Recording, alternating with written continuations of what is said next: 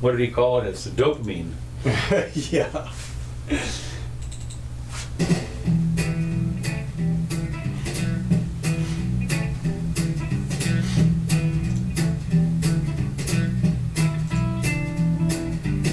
It's the Jimmy Doane Show. Are we on? I think so. Late, but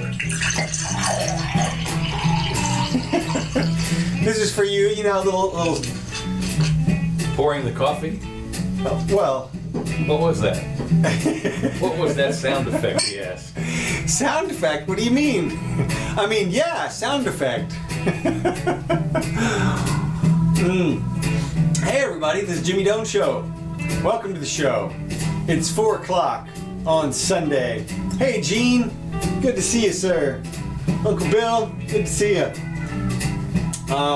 We are here live now, of course. Back in the saddle again. Today is the 14th of July. And I'll have a copy of this posted up on YouTube shortly after the end here with all of the subjects timestamped. So I'm here with Jimmy.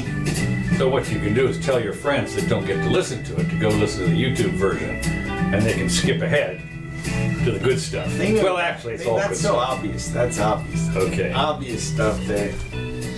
Okay, what's happening? Is tomorrow Bastille Day?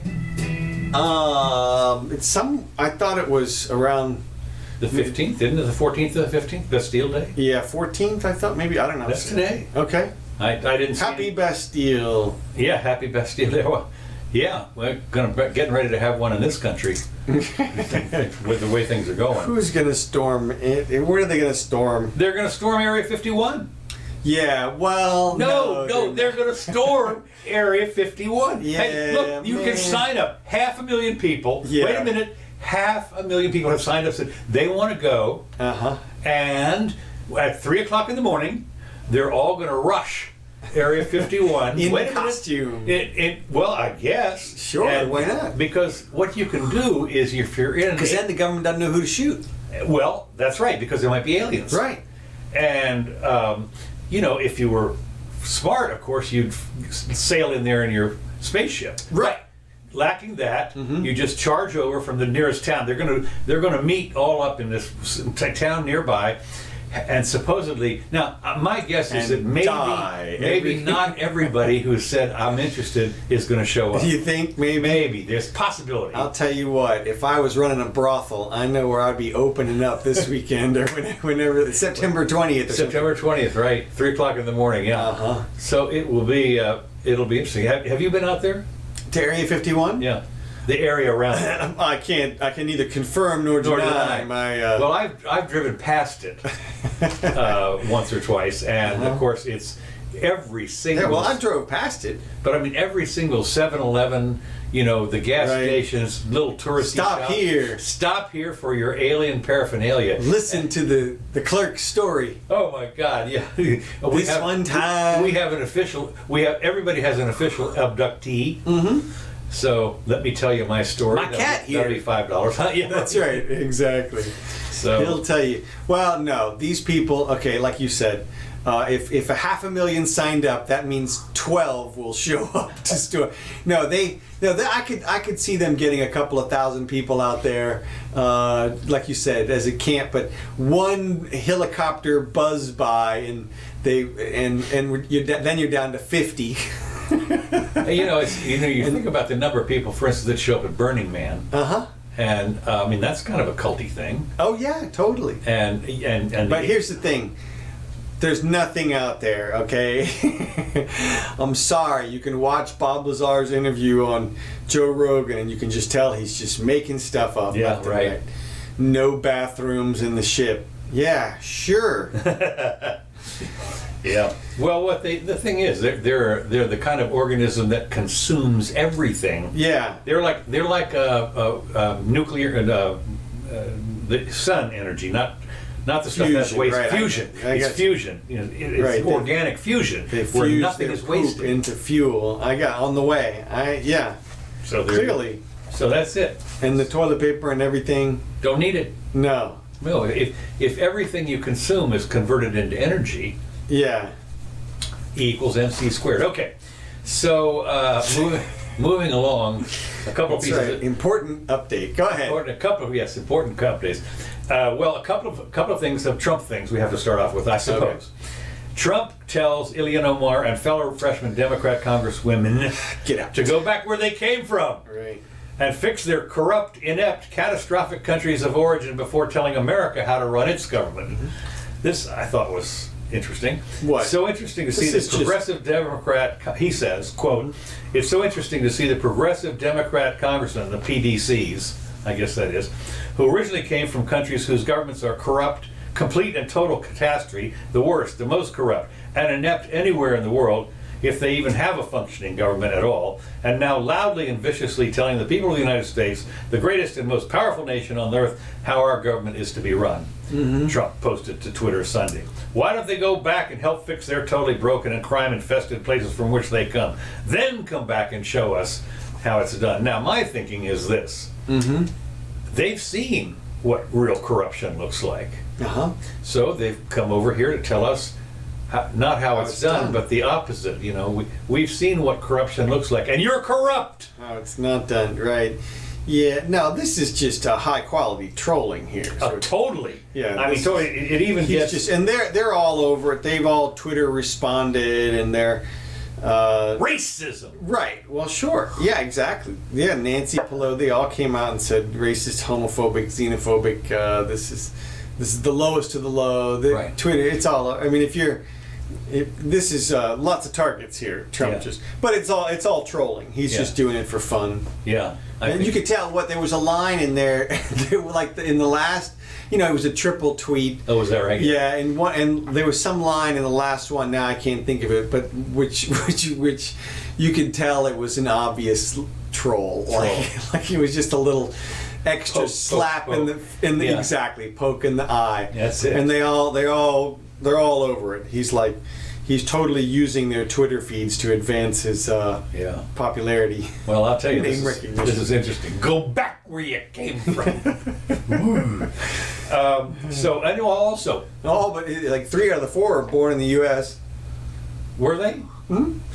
That's what they're all coming out saying now. See, Trump doesn't even know where the border is, or stuff like that. Okay. Because 3 out of the 4 of us were born here, and so he hates America, and Right. because we're brown. And, Yeah, that's right. Okay. It's interesting. Oh, this is an alert. Alert. An alert. Today is the day that they're going to start with the ICE raids. oh, Set for Sunday as cities advocates brace to respond. Trump said the raids will target criminals, but immigration advocates say the agency is increasingly targeting families who have recently entered the country. The president did not give a specific time. they're all families. Right. Family of one. Okay. And when the ICE operations would take place on Sunday. There's nothing to be secret about. Can I tell you what? There's nothing to secret about ICE law enforcement. They're great patriots. They have a tough job. Nothing to be secret about, Trump told the reporters at the White House. So what he said, and what's interesting, they showed on a map the cities that were going to be targeted, and Gainesville is not one of them. Okay.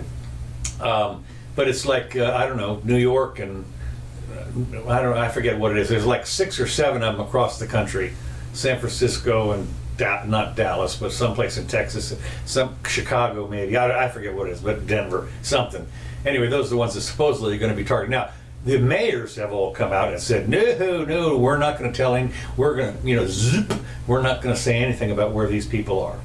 So we're going to disobey the law. Well, of course, the other people come out and say, the law is the law. You can't do that, you horrible mayor person or governor. What's his name, Newsom, has come out and said, we're sanctuary state. We're not arresting anybody. Yep, that's right. Well, it's interesting. So obviously what's happening is people are dividing up along the lines of, is entering the country a criminal offense or not? Now, what? And It's defined as one. I know it is right now, but you could define it as a civil offense. Right, okay. That's what the Democrats are obviously pushing for. Right. So that, No offense. well, look, as You're you the know, one that's open them up. Well, no, I'm for amnesty for the people who are here. Oh, okay. But I would have a border, and I would have what the qualification would be. Are you a criminal of some type? You know, do you have a record? If you had a record, then you'd be excluded, or there'd be a process at least. Or if you're sick. Or that, right? I mean, if there was a reason to exclude you, okay, I can understand that. Otherwise, it would be a de facto. It would be You're dark. Yeah, no, that would be it, and it would be default. Are you gay? Right, default. Come on in and get your homestead or whatever. But you still need a border in that situation. Right. So No border, no country.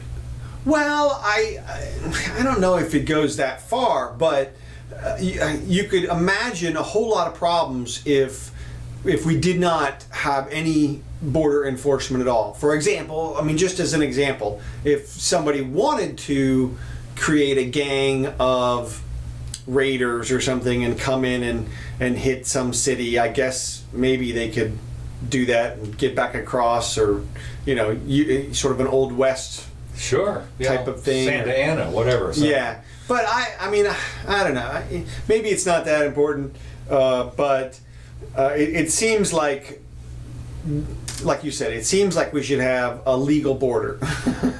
Well, it's interesting because when you drive across, there's a border with Canada that you can just drive down the road and there's nobody there. I mean, Right. For 1,000 miles, there's nobody there. And you have to tromp through the woods to get there, but well, and obviously they've done away with it in Europe with the the European Union. that little in their policy for that. But They're in starting some to come back on that. Well, and that's the question: is at what point does it? I mean, I think you should have some type of policy where you do something with the people. That's why I say you homestead them out in whereversville, on federal lands. But for the time being, what we have is the old school situation, which is we have a border. It's illegal to cross the border, so we just have an executive that's enforcing that. And it's interesting that he's facing the blowback from the left as though he's treating them as though they're criminals, because they are under our current law. But the left obviously is acting as though what they've that's done, inhumane. of course, they've hung their hat on the children and the cages. Right. Children in the cage and the separation of families. Separation of families. And you heard that guy this week talk about how families get separated on DUI. Right. In American citizens, you get separated from your kid who's in the back seat or whatever. That's got one of those here. That's too. what we do. Yeah. So it's interesting that they continue to frame it as some sort of horrible, inhumane.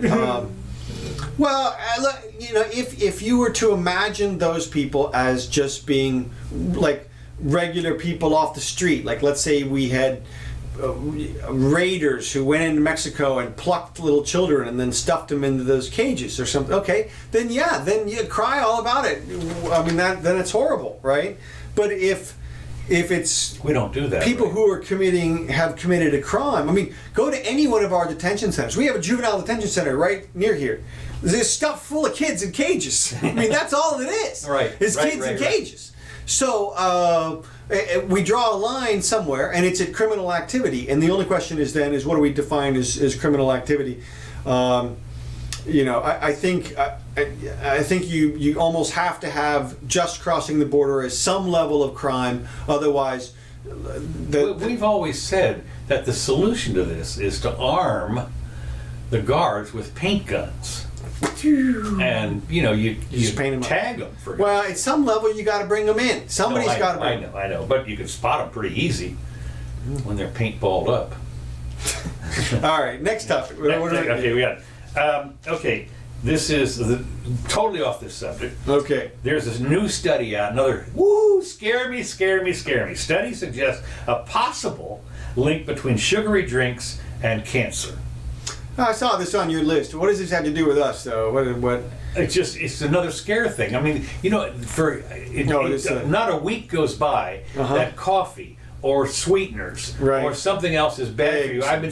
I've been seeing cholesterol. This and don't eat fish. Don't eat crabs or shellfish. It seems like not hardly a week goes by some study doesn't come out that says something that you've eaten all your life practically is suddenly death And within 100 years. Within 100 years. Well, I mean, so that's what this said. This is, to me, it was a totally bogus study, but it was just another example of stuff that actually gets published instead of laughed out of laughed out. Yeah, well, I guess I'm with you these days. Whenever I hear the words X study or a study, Experts, experts, top men, or whatever it is, the first thing I question is, well, let me see the epistemology. I mean, what's, what's interesting, of course, is they negate themselves in this whole paragraph. Oh yeah. Oh yeah. They say a possible association between higher consumption of sugary drinks and increased risk of cancer. While cautious interpretation is needed. I mean, look at this. Weasel, I'm getting out of this. And the findings add to a growing body of evidence indicating... While everything that we just said may be bullshit. Right, exactly. Yeah, together with... here's the key. What they want to do is they want to have, together with it, as part of the solution, taxation and marketing restrictions. Oh, taxation. Sure. That's a cautious approach. That cautious approach, right? That might contribute to reduction in cancer cases. That's right. The consumption beating shall continue. So increase worldwide during the last few decades is convincingly associated with the risk of obesity, which in turn is recognized as a strong risk factor for many cancers. But research on sugary drinks and the risk of cancer is still limited.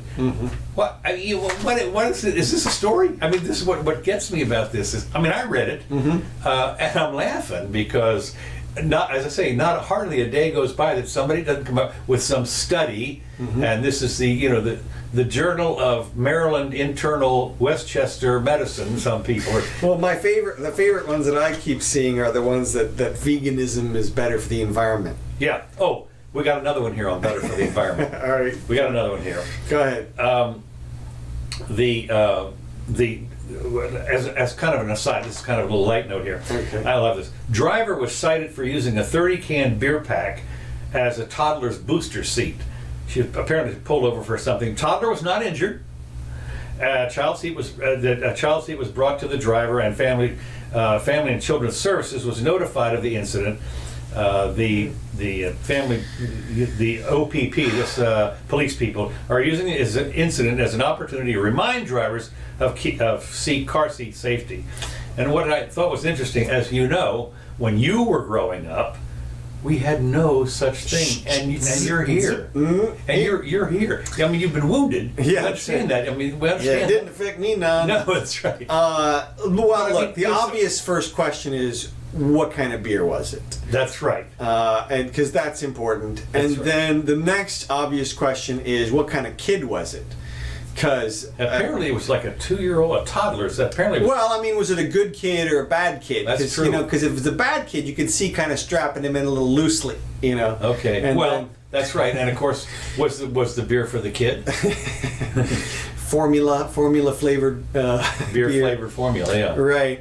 But I just, what this is another thing we talk about is here's something that is basically a non-crime. Well, not anymore. I mean, that's what I'm saying. Not anymore. Yeah. I mean, when you think about it, the kid was sitting. They put him up on the thing so he could see out the window, I guess. And I think the driver was arrested for some other infraction, tail lights, maybe going over the speed, whatever. Well, not arrested, but stopped. Oh, okay. Well, maybe. And then looked in there. Wait a minute. This is one of those where, again, it depends. If it's a good kid, see, if you want to keep your kid, then you're going to strap your kid in using reasonable means. You don't have to be. There doesn't have to be a law against it, against you doing this kind of thing. This is super rare. I cannot tell you how many times I reached over like this. Sure. And kept 3 kids from crashing into the metal, whatever it was there. They weren't even buffed. They weren't even all cloth on the dashboard. That's right. The spiked dashboard. The broken glass. That's right. Look, I'm with you on this one. But, of course, now we have DCF involved. This is going to be, I mean, if you thought that we talked about prosecutors having prosecutorial bias, man, nobody's got it like the DCF attorneys. Right, everybody's guilty. Oh, and they think, I mean, they're the protector of the children. Right. For crying out loud. They are can do no wrong. They will bust down your door to protect the children. Well, totally. And they may remove this kid and other kids from these parents and then provide the parents with services at their expense. These aren't sentences or anything. It's just classes that you have to go to. And right, yeah. Things you have to do. Been there, done that. People you have to please. Well, not for this kind of thing. No, not for this, but for DUI you have to go to class. Well, and it's the same kind of thing. And they hold your kid out as the ransom for you to show up. Not only that, very often you have very limited visiting. Oh yeah, I've seen visitation at 1 hour per week. Jeez, and that as a standard opening visitation, 1 hour per week. And so I would hope that in that kind of situation where the kid didn't get hurt and there was no accident or whatever, that maybe they wouldn't remove the kid, but they're on the verge. And it's they are. Crazy. One of the things, they have to justify their salaries. Well, you can't come back and say I didn't. I saw, everything looked okay. Signed it off. No. It's true. We don't need you. There is a mission creep involved with them. So, yeah. Okay. Now this is the next thing. We're talking about environmental thing. Okay. Earlier, this is a new environmental thing. San Francisco wealthy opponents of a new shelter claim that homeless are bad for the environment. The effort to block construction of a new shelter comes as the city's homeless population surges to more than 8,000. Now, I don't know how many people live in San Francisco, but it must be, what, 500,000 or 600,000 or something? At least, yeah. And so they found 8,000 homeless. Now, you see the pictures, of course, of the places where there's all kinds of bad things. So what they want to do is they're planning on putting up a pretty good-sized, like a gym-sized or bigger shelter for homeless people. Yeah, I think we talked about it a few shows ago. Did we? Yeah, we mentioned that they were thinking about doing it. Okay, well, at any rate, what's happened is the wealthy San Francisco residents who launched a crowdfunding campaign to block construction of a new homeless shelter in their waterfront neighborhood and applying a new tactic. They're arguing that the homeless people are bad for the environment. Oh, yeah, it gets better. In a lawsuit filed against the city of San Francisco and California State Lands Commission, the residents called for the project to undergo an environmental review. And as you well know, an environmental review is almost always mandatory, de rigueur, whatever it is, for almost no matter what you do. Because these days in age, a puddle with a little crawfish in it's an endangered water species, whatever. The project will have a significant effect on the environment due to these unusual circumstances, including by attracting additional homeless persons, open drug and alcohol use, crime, daily emergency calls, public urination and defecation, and other nuisances. But none of those are environmental. No, that's impacts. what I'm saying. Yeah, but this is the children. I don't. But it's going to cause a problem by attracting more people of the same. Right. Well, that doesn't mean anything. There's no words there. I mean, if the first people. Well, if you poop in the street, I guess that's an environmental problem. Well, that's the only thing I expected him to say, something like that, the spread of disease or something like that. But it's interesting that San Francisco I always thought of as an affluent society, an affluent area. Right. And certainly the real estate prices would indicate you've got to be rich to afford to live there, and yet we hear these reports of, like you say, defecation everywhere and needles and such. I wonder, it appears, from afar, without being able to access any cameras on the street or anything, I would imagine that there are really nice places that actually have walls around them and such. And then walls? Uh-oh. Yeah. Well, yeah, because walls are good. Well, at some level, everybody recognizes that. There isn't a community. Robert Frost. Good fences make good neighbors. There isn't a community in the United States that doesn't have a jail in it. Okay. And that community consents to walling in certain people, and also everybody lives in homes with walls, and so you wall out lots of people, and nobody questions that. That's we all live that way. It's part of just the property recognition of property as a real property as a thing. Well, one of the little minor problems with that, of course, is that these are where these homeless people are going. Of course, are public thoroughfares kind of stuff. Well, that no walls allowed. Well, right, and to some extent, they're right about the public thoroughfares and the public property. I mean, but that's not where their problem. Where their problem is when they show up downtown on private property and walk around and interfere with other people's. Yeah, when you find them asleep in the doorway of your business. Right, that kind of stuff. Yeah. And so, obviously, they were trying to create a place for them to go. Right. But you have to understand that a large percentage of the people in those categories have serious mental health Right, issues. they totally do. They don't even know where they are or what private property is or that kind of stuff. I mean, there's huge issues with that. And of the, I would say probably 10% of them are people who rotate in and out of that system. Sometimes they're in, sometimes they're out. But 90% of them stay there in perpetuity in that condition. And that's just a guess. It's a little bro science or whatever, but that means you're not going to really improve the conditions so much. We have an example right here in Gainesville. Yeah, we had every community has. Right. We had a 10-year plan to eliminate homelessness. That was 15 years ago. If they started it. There's only one way you can eliminate homelessness, and that's to kill all those people, because there are just a certain group of people who, as soon as they get out of jail, they just go right back to the streets. Yeah. And that's just where they're comfortable. Well, and then it's interesting when you interview some of these people, they've been on the street for 10, 15 years. Or 40. Yeah, right. This is my home kind of that's stuff. That's it. And at a certain point, and you don't need anything much else. I mean, when you really think about it, it's kind of a luxury to have a roof over your head and luxury. That's right. And transportation and all that kind of stuff.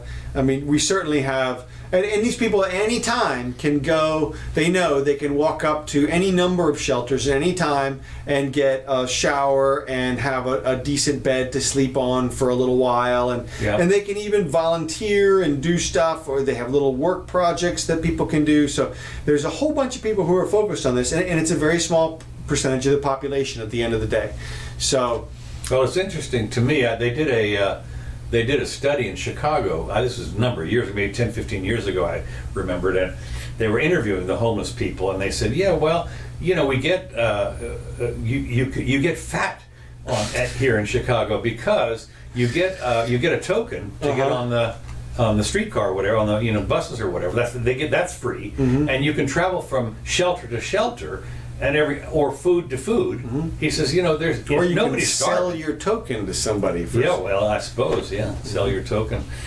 So anyway, I thought it was interesting. They used a GoFundMe campaign. Yeah, the rich, the wealthy people. Yeah, and of course, what they did is what was interesting. These are wealthy residents. Okay, these are living in $1 million homes, whatever it is, right. Whatever they are. Attorneys for the residents paid for by more than $100,000. $100,000 attorneys? Who's going to work for that? I mean, that's nothing. That's like a retainer fee. Right, exactly. So who knows? Okay, the thing that I liked about this next item here, the Vice President Pence went and spoke to the Coast Guard people as heroes because they got this massive haul of 20 tons of cocaine. They even had it on film and everything. It was a submarine. Yeah, no, it was a submarine, 20 tons. Yeah. And they caught it, they went out there with all of it. And I'm thinking to myself, this is 20 tons. Okay, certainly anybody that put this together must have realized there's some risk, but they're willing to risk 20 tons and on not being captured.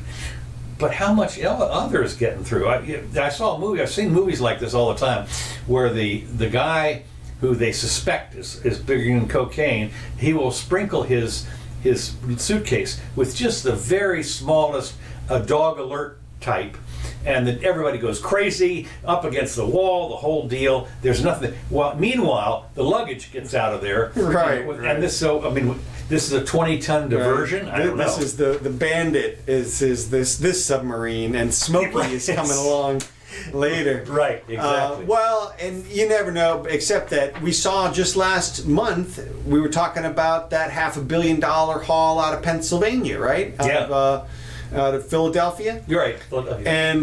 And so here's another one, another $500 million. Yeah.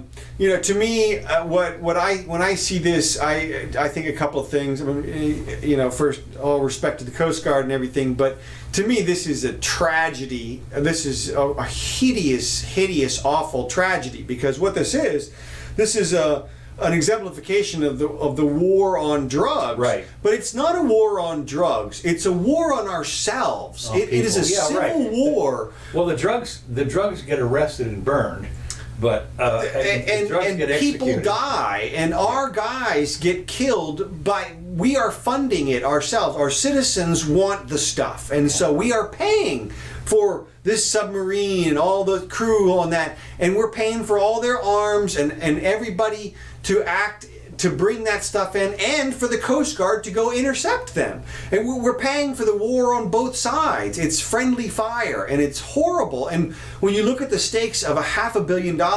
somebody's going to die because of that. Yeah. I mean, there's no question. No, not everybody is surviving that $500 million. No, there's going to be some Don down in South America. Seriously, man. Take care of this. Well, I thought it was interesting. They arrested a couple of people that were running the submarine, and they said that they said we didn't know what we were carrying. What? Oh, you mean our sugar? Yeah. Well, why were you in a submarine? Well, we were worried. That's right. That's About right. something, It was. yeah. That's it. No. So The anyway, molasses run. Yeah, it's horrible, and so I wish they would end the war. That particular one. 18,000 kilograms of cocaine plus 400 and some kilograms of marijuana. That was a personal supply. That's right, personal supply. That's right, just to keep us going. Yeah. While we were down. You know, I saw a picture of the submarine, and it looked like it was homemade or something. I mean, it's got the Coast Guard guy jumped onto it. They had a video of this thing and pounded on the top. It didn't have like a conning tower or anything. Right. It looked like it was a giant tube with a manhole cover type thing on it. You know about this, and he's Like you said, man, decoy. They got the real cocaine in the old Nazi stuff they bought off eBay. right. Well, I just think it's interesting when you think what kind of a submarine would carry 24,000 pounds or whatever this is. I mean, it's got to be pretty good size. I mean, yeah. And of course, they called it a submarine, but obviously There was a guy on top of it on the. No. There was nobody on top. They stopped it and went and pounded on. That's what I mean. The pounder guy was on top. Yeah, he was on top of it. So why didn't they submerge? Well, what? Right. That's what I was thinking too. It's like you don't get into a submarine by jumping on top of it and pound it on the. No, you don't. Generally, auga, dive. That's it. Or the turret rotates around. Yeah, right. Exactly. Yeah. So okay. Okay. Now we have a new thing. Every week there are 22 or 23 people now running. There's a new woman that's running. Okay. And but Come on down. Come on down. Marianne Williamson. Well, we'll see. Yeah, right. Yeah. So blasting Trump, Biden pledges a global summit on democracy. Denouncing President Donald Trump as an affront to American values, Democratic candidate Joe Biden vowed Thursday that if elected, he would hold a summit aimed at halting the backslide in global democracy. Well, one of the things you find that interesting, what happened was in 1918. I was just going to say, this is reminiscent of the 12 points or whatever. Yeah, right. This was Wilson all over again. Seriously. And do you not understand history? We're going to make the world safe for democracy. Realizing, of course, that prior to the First World War, the word democracy was anathema. It was a republic, and a democracy, they realized correctly, was mob rule. I mean, but 51% of the people vote for the other 49%, and now the other 49% who were against it are now at the mercy, literally, guns on new laws or new whatever it might be. That's mob rule, mobocracy, a lot of people would call it. But Joe Biden apparently has not read Wilson's 12 points or whatever it is, or seen what he did. And the League of Nations. I guess maybe he's going to set up a new League of Nations. I don't know. Well, yeah, it sounds like he's going to have a big pizza party with all the with all the leaders and talk them into American style. American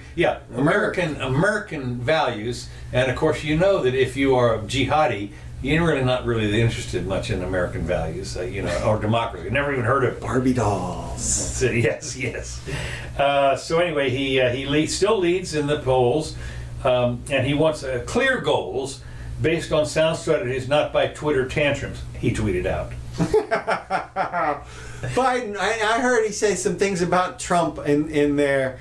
Let's see. He said what he said was.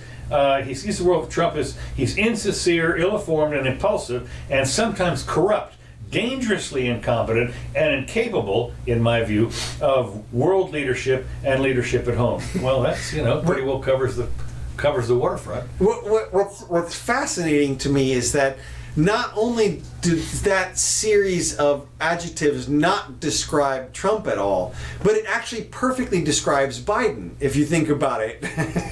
I mean, he's the one who's insincere. Nobody thinks Trump is insincere. How could he be insincere? He tweets out his thoughts five times a day. We talked about this months ago. That people were talking about the transparency. Right. And, you don't get any more transparent than 30 tweets a day. No. They wish he was more obscure, Right. Obfuscating anything. Put up a shield, for Christ's sake, Donald. You're taking a pee. And then he's got.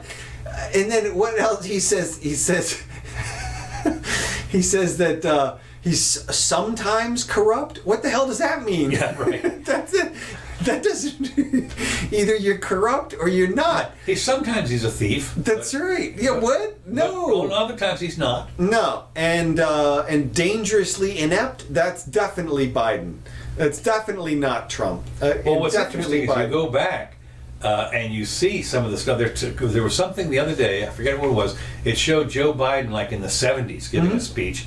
And you're thinking, wait a minute. And here's a guy who's been, not only does his son have a $500 million contract with the Chinese or something that it was, you can think, was there any nepotism? I don't know. But some of the stuff he said, and it's coming back to haunt him.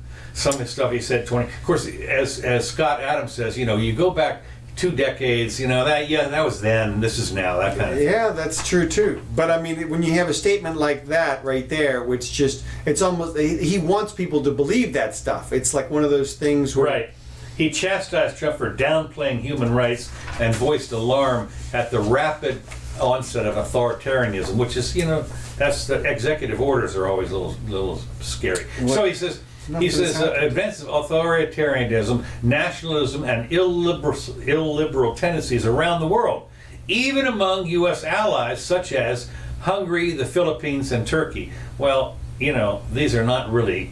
But I'm not sure I'd be citing these. What about Russia? What happened to Russia? I thought he was Russia's puppet. Shouldn't he be didn't mention promoting Russia left and right? And isn't that?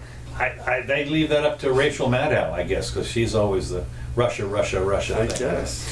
But I thought it was interesting that U.S. allies like Turkey, I'm not thinking that they're much of an ally for us. I mean, we have a base over there, and that's why they do it. But if it was up to me, Erdogan, didn't he come back into power while Obama was still there? I'm sure it could have been very well. I mean, I don't know. He's obviously a tyrant, and he arrested. During the coup, he took that opportunity to arrest I don't know how many people. Yeah. And so anyway, I just look at these. These are Hungary, the Philippines, and Turkey are corrupt countries as far as I can tell, and I'm not sure I'd be citing them as allies. The Philippines is Duarte right now.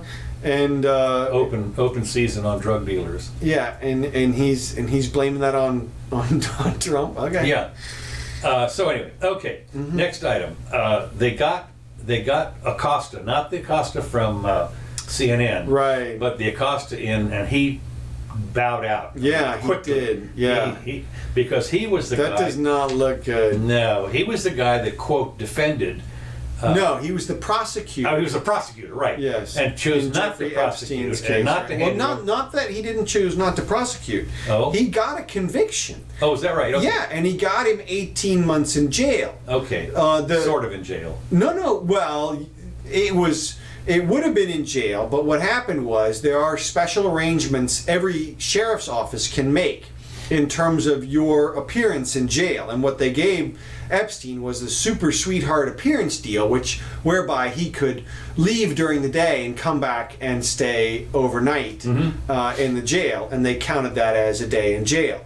So they call it overnights, and it's usually I've seen it happen. I've got that for some of my Really? Sure, yeah. And there are other arrangements that you can make that are similar to that.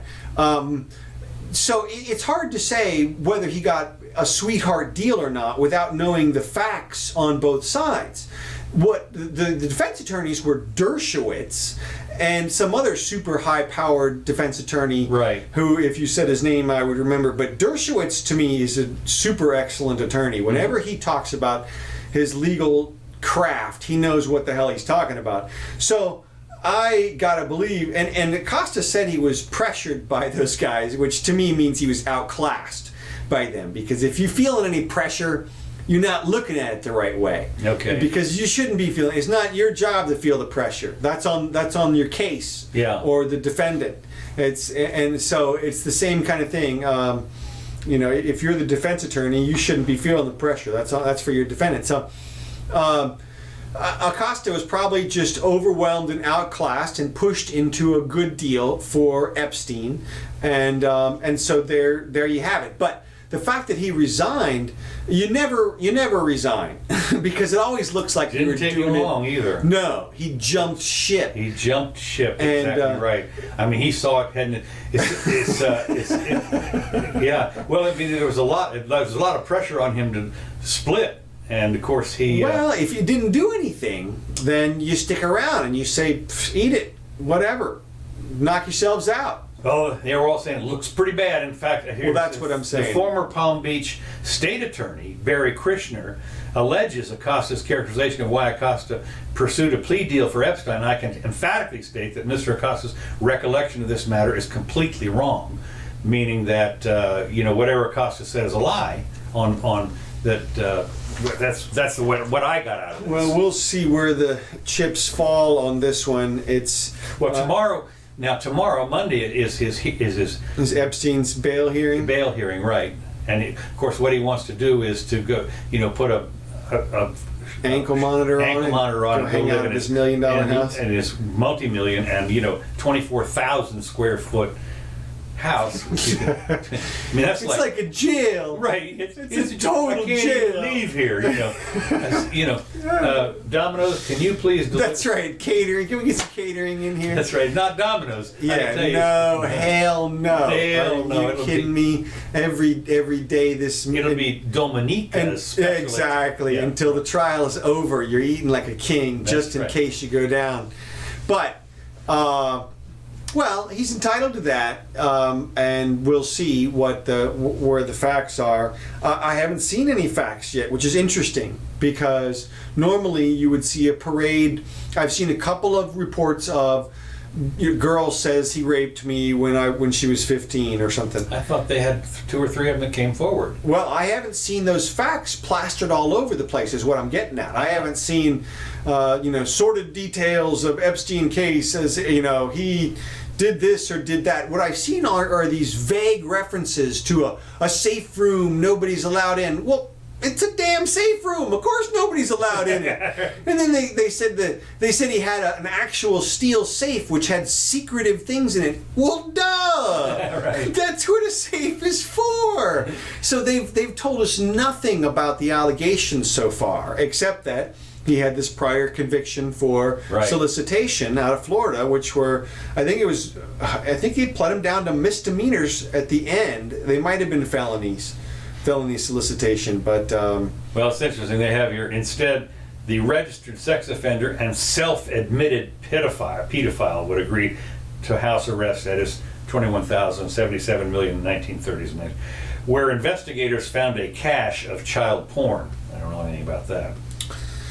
That's interesting, but not really. I mean, really, that could be just some images somebody downloaded from the internet. Yeah, you that can always make just happened to have been underage people, but that I don't know where that came from. yeah, but based on what everybody's saying, I mean, what it probably is the guy probably is a total sex pot dude and whatever, and that's his game, and maybe he's crossed the line every once in a while in terms of age, and I guess we'll find out. Yeah. But it's interesting because we have this weird standard in the United States right now, where we have de jure consent and de facto consent. Really? Yeah. Tell me. Well, if you're under 18, you're not allowed to give your consent for sexual acts.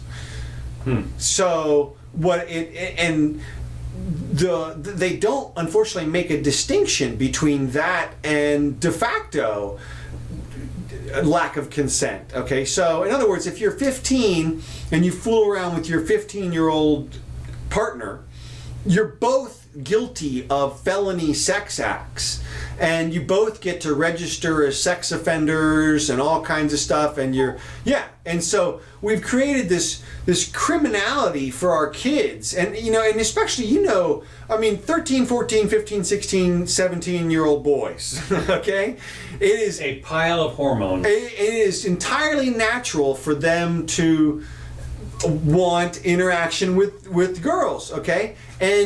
And yet we have created a situation where we tell them literally, if you touch the other person, everybody goes to jail, everybody gets removed from their houses. It used to be that way.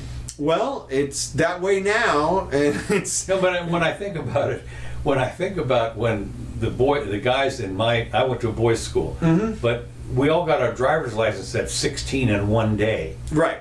And guess what?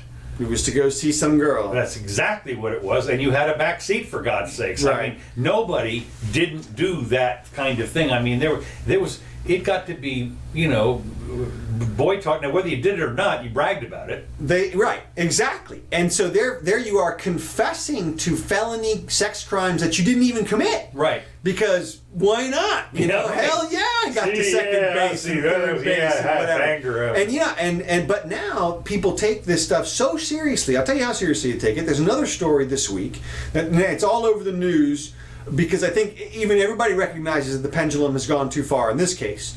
And that is, there's a 28-year-old teacher out of Arizona, okay, who had sex with her 13-year-old student. Right. Okay. Now she's the woman. Right. And he's the guy. Okay. Now I don't care what anybody says, that the sex of the people in that crime matters. Okay. It totally makes a difference, because a 13-year-old boy is not affected by sex the same way a 13-year-old girl is affected by sex. They don't look at it entirely the same way at all. It's entirely different. What'd you say? Okay. How so? Because a 13-year-old girl, it's like this treasured thing, and like there's this whole mystique around it, and you're the childbearing unit and all this. And for a guy, it's just, when can I get a hold of a girl? And so 13, 14, 15, 16, I mean, it's just, okay, so let me finish the story. They have convicted this 28-year-old teacher, and they've sentenced her to the minimum prison sentence. 20 years. 20 years in prison. That's the minimum prison sentence for her. Now, here's the thing about it. I guarantee you that 13-year-old boy is going to be more traumatized by the fact that this woman that he touched lost her life, essentially, because he fooled around with her, than that he fooled around with her. Like, he's going to now have this weird thing now. Does he have to register as a sex offender? No. No. Yeah, well, because she was overage or whatever. Right, okay. But it doesn't matter. They're gonna ruin the kid's life in reverse. Really, is what you're gonna do, because you're gonna prove to the kid that if he lays his hand on a girl, that they go to prison. Right. And it's like he can't get that out of his head that way. He can't justify. But you saw the parents were just screaming for the woman's. I mean, they would, if death penalty was available, they would have gone for it. Really? Yeah, the parents, you stole the kid's innocence or something. That was their cry. I'm like, you know, probation, you know, Right. this is misdemeanor, okay? You know, this is seriously, like, your kid's gonna be fine. He really is gonna be fine. And yet, but we're so close to our animalistic instincts. If you had the death penalty available for stuff, people would be clamoring for it all the time for minor offenses. But this is one of those areas, it's just weird, where we have, the kid was totally into it. That is to say, you know, consent was not an issue in terms of de facto. Okay. But because he's under 18, de jure, he can't consent. You know, he can't say so they call it rape of the kid. And that's why it's That's what I heard. right. He He raped this kid. But no, what happened was at the most, okay, she seduced him. Right. All right. And you can say what you want, but to me, that is entirely different from if she was a guy and he was a 14 or a 13-year-old girl, and they had a relationship that was actually non-consensual. You know, that's the way they're sentencing her, as if a 28-year-old man held down a 13-year-old girl and forced himself on her. That's how she's being sentenced. Okay. No. But that's not what happened. You know, but you'll see commenters who will say, like the headline will be "Woman had sex with her student," and the comment will be, "He raped her" or "She raped him." You know, it's Yeah, we really need a distinction between that. So we'll see how it goes. But okay, let me just see what I Until got here. further We're notice. getting here towards the end. Okay, we are going to talk about Area 51, which is going to be great fun. Let's see, the Air Force. 75 people in costumes That's killed. right, costumes, right. Let's see what I've got here. Just a second. Okay, the next thing that is sort of interesting. You know, it'd be fun to do if you had like some kind of drone or something. Be to run in there and pick up a couple of them and just take them off somewhere. You know, A couple of what? of the alien people. You Oh, know, right, yeah, abduct a couple of them. Yeah. Is what I'm getting. Ooh, the green That's light right, comes that's down. Right. The green light comes down and takes like 10 of them away. You want to scatter the rest of them? No problem. Yeah. All right, go ahead. This is Pelosi. Of course, this is no more of the blow up Twitter thing and whatever. It says she's done talking with the AOC squad. Well, this is just Trump's just trying to lure him in. This is just more trolling. Nancy Pelosi is subjecting insubordinate Congresswoman AOC to the Trump treatment. So she called. She said had her regular press briefing that she calls them the girl gang of POC, progressive lawmakers. And Pelosi said she said what she wanted to say at a closed-door caucus meeting where she asked those in attendance to avoid attacking other party members with whom they don't agree. And so it's interesting. There's kind of a little infighting there. And it's interesting because AOC and her ilk are not backing down. But Pelosi says, hey, wait, it's just a couple of them. You know, big deal. They're not going to affect anything. So the part of the impetus for Pelosi's admonishment was a comment from AOC's chief of staff comparing New Dems and Blue Dogs to pro-segregationist Southern Democrats. Now, they walked all that back. Yeah. But still, it came out. And when in doubt, you pull the race card. And they apparently did. Apparently AOC pulled the race card and tried to put it back in the deck. And Ooh, not that one. yeah, not that one. Nice. So anyway, Well, that's what I've been saying. She's going to walk into the twirling blades every once in a while because she just speaks her mind, and you can tell. she has, you know, she's like she's interesting in that she's that young, and that she has no shame at all about what she says. I mean, she will walk into the whirling blades and get out of the way. Yeah, well, that's the thing. I mean, right now she's enjoying the cover of the media. You know, they're protecting her on all sides. But Yeah.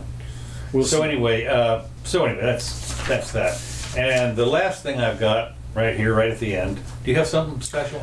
We did mine, I think. Go ahead. I thought this was kind of interesting. I hadn't seen it. Russia launched a major new telescope into space after some delay. The Roscosmos that's their NATO. That's their NASA named it's some kind of Russian name, Spectre, RG, and I'm thinking, that's interesting. Spectre, here's my key. It was delivered to a parking orbit before a final burn on Saturday that kicked the spacecraft out of Earth's orbit and onto its final destination, an L2 Lagrange point. Do you know what that is? Lagrange point. A Lagrange point is, I didn't realize what they were until a year ago or so. A Lagrange point is where the pull of gravity between various bodies, like the moon and Earth, perfectly neutral. Perfectly neutral. There's usually 2 Lagrange points per body and that kind of stuff. And so what they're going to do, and they're fairly stable. They're not completely stable, but they're fairly stable. Yeah. And Lagrange points are unique positions in the solar system where objects can maintain their position relative to the sun and the planets that orbit it. And this particular one is located 1.5 million, about 0.93 million miles. 1 million. Almost a million miles from Earth. L2 is particularly ideal for this telescope. If all goes well, and I thought this was kind of interesting, if all goes well, the telescope will arrive at its designated position in 3 months. And now it's got to get out there. As I say, this Lagrange point, as I recall, if you have the Earth here and the Moon here, the Lagrange points are like here and here. So they're not directly in the center. There is a place in the center where the pull is the same when you cross over from Earth's gravity to Moon gravity. Yeah. I don't know. I don't think that's a Lagrange point, but whatever. So anyway, the telescope aims to conduct a complete X-ray survey of the sky by 2025. First space telescope to do so. I've been listening to some of the not biographies, but the history of space telescopes, and it's interesting because some of the history of space telescopes, these were things that were recorded in 2008 and by PBS or the BBC or something like that, and they're talking about the future, and this one's going to be launched in 2012. So I'm wondering, okay, well, where's my thing to talk about today? The documentary that talks about today about Kepler and all these other things. So it's interesting because I think there's 1 or 2 more. This is going to be in wherever it's going in about 3 months, and it'll start to bring back some data, I guess. But I think we've got 1 or 2 more that are headed up there either this year or next. I don't know. Along those same lines, I can tell you, I will report about our satellites. Yeah. So apparently we have about 5,000 satellites in orbit up there, kicking around.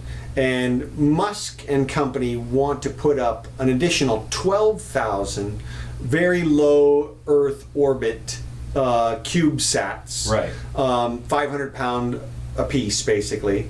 That's not. I know that's small. 500 pounds. I know. The Sputnik was like. I don't know. That's their idea. Ours was the first one we sent up out of that was the size of a grapefruit, and the Russian guy said they have grapefruit the size. We have Sputnik. Yeah. Well, size now of 2 basketballs. a little tiny thing is going to be 500 pounds. 500 pounds. And he wants to put up 12,000 of them, and they'll be very low orbits, so skimming across the sky. And the purpose is to provide satellite internet, basically. Okay. And they'll be low enough, though, so that it almost instant contact, basically. And the big. Of course, they're going to burn up too. Well, maybe they'll be up there a couple of years, but. I don't know. I mean, Depends how low they are, right? Yeah. But the other thing is, you're talking about the delay. Yeah. Well, that's not going to be the problem. The big issue that people are running into now there's a scare that these satellites are going to pollute the night sky, Right. basically. That there's Right. going to be a reflection. Yeah, the astronomers are all upset about this. Well, The I don't know Earth-based- if the astronomers are, or if the people who imagine that they're astronomers are, or something. The point being that Musk and his company have put out a statement that it's going to be 0.01% of reflectivity at certain points. In other words, it's not going to interfere with astronomy in any significant way at all. Certainly not going to interfere with the ones that are up higher than that, like Hubble. Right.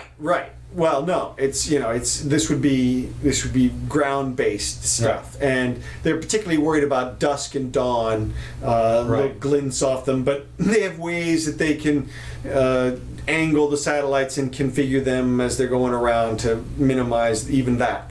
So, in other words, not going to be a problem. And of course, the benefit is massive. The benefit is an extension of high-speed internet to lots and lots of extra places. It would be kind of interesting. I do know from personal experience that a delay of not much, a couple of microseconds or something like that, maybe a couple of milliseconds, I don't know. But what you can do is, and people will do this, if you have a delay, if you put in earphones and you have just a very slight delay on speaking, when you're speaking into the mic, you really stumble everything across. I mean, the delay doesn't have to be much before you befuddle yourself completely and you start speaking in gibberish.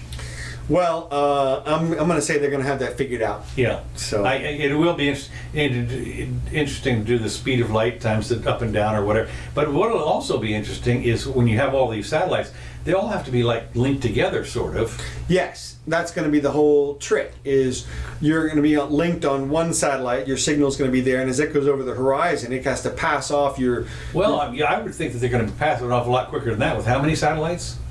12,000. Yeah. I mean, you do understand that now your GPS has to, and it always does. Your regular car GPS needs about 4 or 5 of them at all times to tell you that literally you are within a foot of where you want to be. Okay, so if you got 12,000 of them, I mean, if they're interlinked, I mean, they're going to be close to each other. I don't think that you're going to have to wait till it goes over the horizon before it links back to something else, because this. No, my guess is it'll be a redundant system. Yeah, I'm sure it will be. You'll be going through several as just as though as your packets go through different data points. So. Well, yeah, they will, but I think it's the technological. When you think about that, how many signals are going back and forth with how many people are on the interweb are going to use that thing? I mean, if 500 million people get using that thing, there's going to be a lot of information. There's going to be a lot of traffic up there, electromagnetic stuff. Yeah. Works for me. Yeah, it works for me too.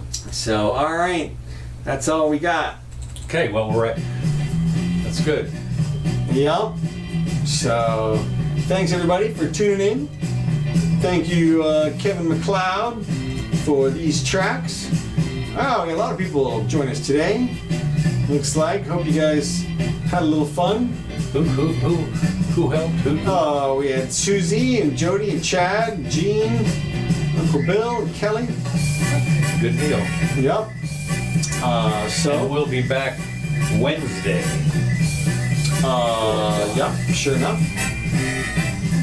So we do this twice a week these days. Leave a message for God. You can always leave. You can. What is it? What do you want to leave? We got several messages. We got. They moved the aliens and the ship from Gene. He told. Okay, right. Yeah. See, it's not even going to be there. Not even going to be there. That's right. Hey, Susie. Good to see you too. So. Let's see. Yep.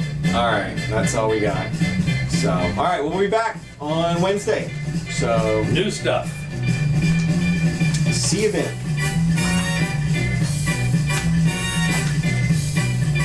Are you going to post your Mensa presentation on any place? Yeah.